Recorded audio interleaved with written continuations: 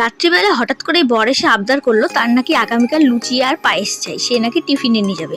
তো আর কি, যে কথা না সে কাজ, সকালে তো তড়িঘড়ি করে ওকে বানিয়ে দেওয়া হয়েছিল। তো অল্প আটা ছিল আর এখানে অল্প পায়েসও করা আছে। তো মাকে বললাম ঠিক আছে, যেটুকু ময়দা মাখানো আছে সেটুকুকে আরেকটু লুচি বানিয়ে নাও, তাহলে আমাদের সন্ধ্যার টিফিনটা হয়ে যাবে। তো এদিকে মা আর কি সুন্দর করে সেটাকে আরেকটু ময়াম দিয়ে নিল, তারপরে সুন্দর করে গুলি গুলি করে লুচির আকারে করে নিয়ে লুচি এখন বেলা শুরু করে দিয়েছে। আর আমিও এদিকে লুচি ভাজা শুরু করে দিয়েছি। দেখো লুচিটা কিন্তু বেশ ফুলেছে, আর এরকম ফুলকো লুচি খেতে কিন্তু দারুণ লাগে।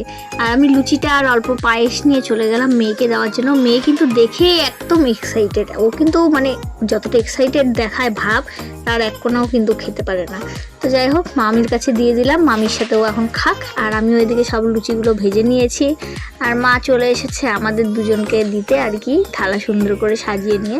আর এদিকে দেখো না, বৌদি খেয়ে দিয়ে একদম রিভিউ দিচ্ছে, পায়েসটা নাকি অসাধারণ হয়েছে।